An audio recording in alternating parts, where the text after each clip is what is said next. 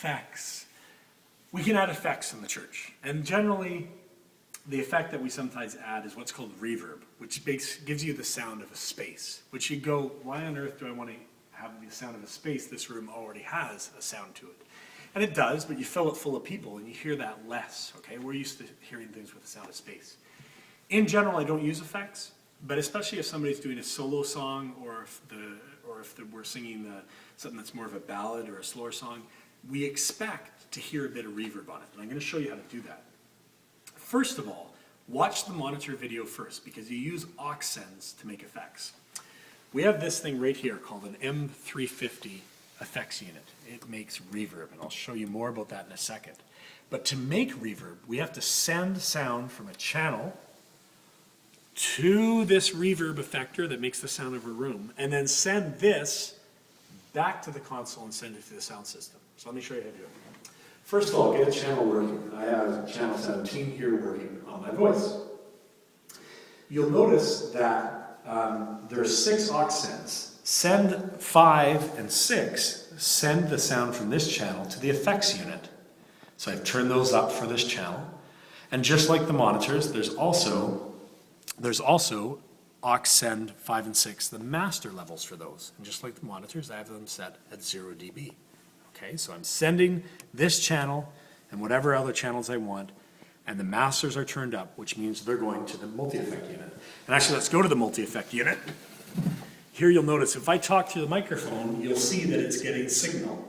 This is the input gain. I can actually get more signal if I want. But if this is showing level, it means the effects unit is getting level, which is good. We want it to be. Now, the effects unit actually has 2 effects in it. What's called delay effects and reverb. Delay effects right now, you can experiment with it. Right now we don't use it, so you just select it to off, and it doesn't make any delay effects. The reverb effect, there's a whole bunch of different ones. I tend to use the one called vocal reverb. You can experiment with other ones, and it just makes a sound. These other knobs can change the sound of it. Experiment one time when you have time to do it, when you're not, doing sound. But in general, just start with that vocal reverb. There's 2 other knobs called mix ratio and effects balance. They're best if they're all the way right for the way that we use it. One day, if you want to do more, you might look up the manual and do other stuff, but all the way right. There's a bypass button. Make sure that red light is not on.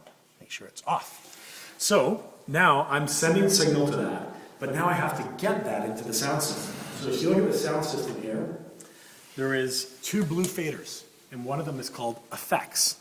That's the sound coming back from the effects unit coming to this channel. So I have to unmute it, and then I can add the effect against my voice. That's too much reverb, by the way. So how do you know when there's too much reverb or too little?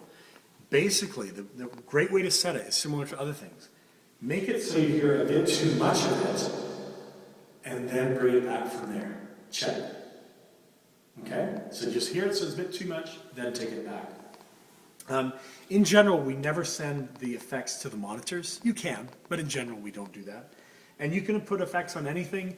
There's no good on low instruments like bass and kick drum, just don't bother. Acoustic guitar sounds really good. Piano can sound good, and voices can sound good with it. But for the up-tempo stuff, you're not even going to notice really whether it's on or off. But if there's a couple of voices singing or there's a nice piano or guitar intro, it can really, really sound nice. So it's worthwhile to give it a try. There you go.